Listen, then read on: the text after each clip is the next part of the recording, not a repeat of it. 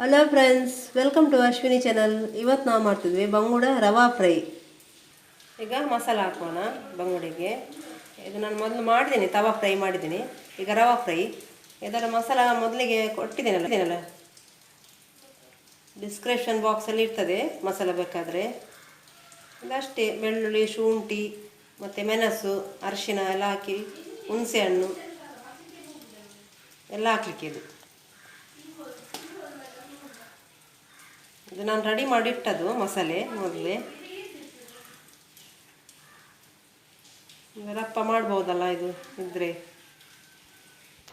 ಈಗ ಇದೆಲ್ಲ ಆಗಿದೆ ಮಸಾಲೆ ಹಾಕಿ, ಇನ್ನು ಫ್ರೈ ಮಾಡುವ ನಾವು.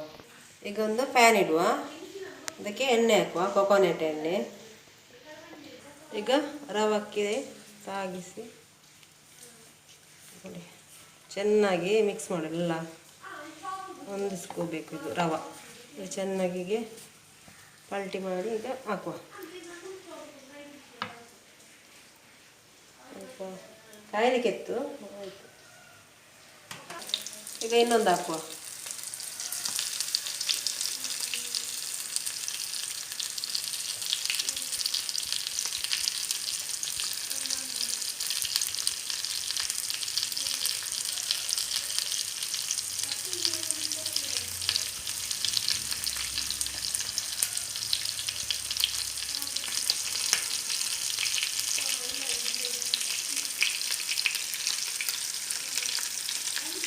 ಇದು ಹಾಕುವ, ಹಾಗೆ ಇನ್ನೊಂದು ಹಾಕುವ.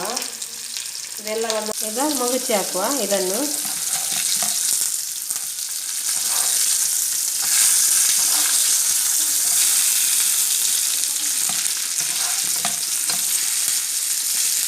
ಈಗ ಇದು ಫ್ರೈ ಆಯಿತು, ಒಳ್ಳೆ ಫ್ರೈ ಆಗಿದೆ. ರವೆ ಹಾಕಿದೆ, ಒಳ್ಳೆ ಫ್ರೈ ಬರ್ತದೆ, ಚೆಂದ ಟೇಸ್ಟ್ ಆಗ್ತದೆ ತಿನ್ನಲಿಕ್ಕೆ ಸಹ ರವೆ ಫ್ರೈ. ಇದರ ಮೊಟ್ಟೆ ಮೀಡಿಯಮ್ ಸೈಜ್ ಬಂಗುಡೆದು. ಇದಕ್ಕೆ ಸಹ ರವೆ ಹಾಕಿದ್ದು ಒಳ್ಳೆ ಆಗ್ತದೆ ಇದು. ಇನ್ನು ಗ್ಯಾಸ್ ಆಫ್ ಮಾಡುವ. ಆಯ್ತಿದ್ದು ನೋಡಿ ಫ್ರೆಂಡ್ಸ್, ಇದು ರೆಡಿ ಆಗಿದೆ. ಈಗ ಬಂಗುಡೆ ರವಾ ಫ್ರೈ ನೋಡಿ, ತುಂಬ ಟೇಸ್ಟಿಯಾಗಿದೆ, ಕ್ರಿಸ್ಪಿ ಆಗಿದೆ ಇದು ನೋಡಿ.